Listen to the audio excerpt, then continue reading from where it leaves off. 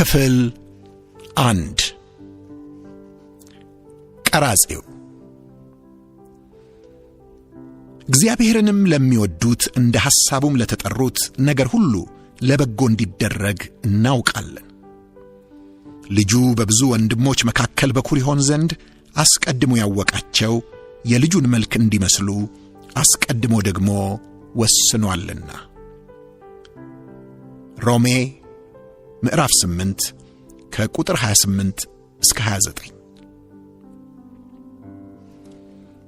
የአውሮፓው ህዳሴ ፈርጥ የሆነችውን የጣሊያኗን ፍሎረንስ የጎበኘ የሥነ ስዕል አፍቃሪ በመካከለኛው ዘመን ቅርጻ ቅርጾች ውበት ነፍስ አይቀርለትም።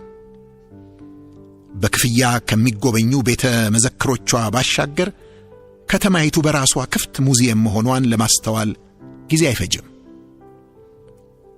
ጥንታዊ ሕንፃዎቿ፣ በየቦታው የተሰየሙ ሐውልቶቿ ዓይን ይሰርቃሉ፣ ነፍስ ይማርካሉ።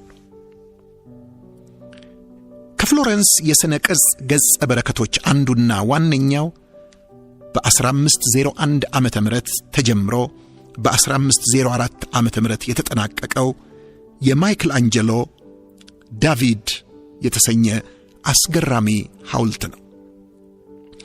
5.17 ሜትር ርዝማኔ ያለውና ከእብነ በረድ ተቀርጾ እርቃኑን የቆመው የመጽሐፍ ቅዱስ ዳዊት ምስል በዓለም ላይ እስካሁን ድረስ በሰው እጅ ከተቀረጹ ሐውልቶች ሁሉ ወደር አይገኝለትም የተባለለት የቅርጻ ቅርጾች ሁሉ ቁንጮ ነው። በከተማይቱ እምብርት በሚገኘው ጋላሪያ አካዳሚያ የስዕል እልፍኝ የቆመው ይህ ቅርጽ ትኩር ብሎ ለተመለከተው በሥራ ስሮቹ ደም የሚዘዋወር በአካል እንቅስቃሴና በሥራ የዳበረ ቁመና ያለው እስትንፋስ ቀረሽ ሰው የሚመስል ነው። ይህ ሐውልት በ1504 ዓመተ ምህረት መኸር ላይ በሰንዱቅ ተሸፍኖ በብዙ ጥንቃቄ በፒያሳ ዴላ ሲኞሪያ ብዙ ሕዝብ በተሰበሰበበት ሲከፈት የዛኔዎቹን የፍሎረንስ ነዋሪዎች በግርምት ውጧል። በስፍራው ከነበሩት ታሪክ ጸሐፊዎች አንዱ ቫሳሪ ጥንታውያኑንም ሆነ ዘመናውያኑን ሐውልቶች ድምፃቸውን የነጠቀ በማለት አወድሶታል። የዚህ ሐውልት ታሪክ በተነሳ ቁጥር አብሮ የሚነሳው አስገራሚ ነገር በተመረቀ ዕለት ሚካኤል አንጀሎ ከጋዜጠኞች ለቀረበለት ጥያቄ የሰጠው መልስ ነው። ከጋዜጠኞቹ አንዱ ወደ ሚካኤል ተጠጋና ዳዊትን ለመቅረጽ ሐሳቡ እንዴት መጣልህ ሲል ጠየቀው። ማይክል አንጀሎም እኔ ዳዊትን አልቀረጽኩም፣ ይህን የእብነ በረድ ቋጥኝ በአንድ ገበሬ እርሻ ላይ ያገኘሁት፣ እንደወስደው ይፈቅድልኝ እንደሆነ ስጠይቀው ፈቀደልኝ። ወደ ስዕል አዳራሽ አምጥቼ አቆምኩት። አልፎ አልፎ ወንበር ስቤ ከድንጋዩ ፊት ለፊት ተቀምጬ ትኩር ብዬ የማየት ልማድ ነበረኝ። አንድ ቀን እንደ ልማዴ በትኩረት ስመለከተው ዳዊትን በድንጋዩ ውስጥ አየሁት። ያኔ መዶሻዬንና መሮዬን ይዤ የተነሳሁና ዳዊት ያልሆነውን ድንጋይ ሁሉ አራገፍኩት። እነሆ ዳዊት ተገለጠ። ስለዚህ እኔ ዳዊትን የሸፈኑትን ድንጋዮች አራግፌ ገለጥሁ እንጂ ዳዊትን አልሰራሁትም በማለት መለሰለት።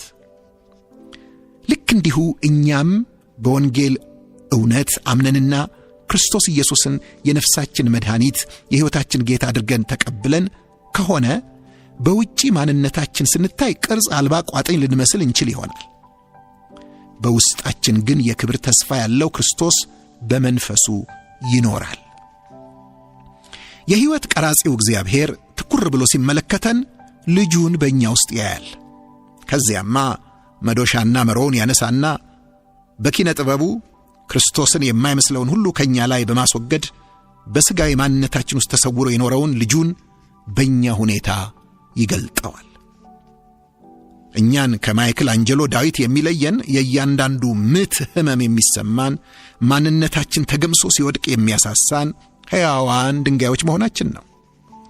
ነገር ግን ቀራጺያችን ሁሉን ቻይ ነውና በጸጋው ሁሉን ያስችለናል። ለጊዜው ቢያመንም የዘላለሙን ክብር እያሰብን ለመሰራት እንታገስ። ተጨማሪ ንባባት 2ኛ ቆሮንቶስ ምዕራፍ 3 ቁጥር 18፣ ዘፍጥረት ምዕራፍ 1 ቁጥር 26፣ 1ኛ ቆሮንቶስ ምዕራፍ 15 ከቁጥር 42 እስከ 57። እንጸልይ። ክቡር ጌታ ሆይ የልጅህን ሕይወት ስለሰጠኸኝ አመሰግንሃለሁ። ክርስቶስ በውስጤ እንዳለ አምናለሁ፣ እንዲገለጥም እሻለሁ። እባክህ ስራኝ። ልጅህን የማይመስለውን ባህሪ ከላይ እያፈረስክ በውስጥ ያለውን ክቡር ሕይወት ግለጠው። በዚህ ሁሉ ውስጥ እንድታገስና ለክብር እንድበቃ ጸጋን አብዛልኝ። አሜን።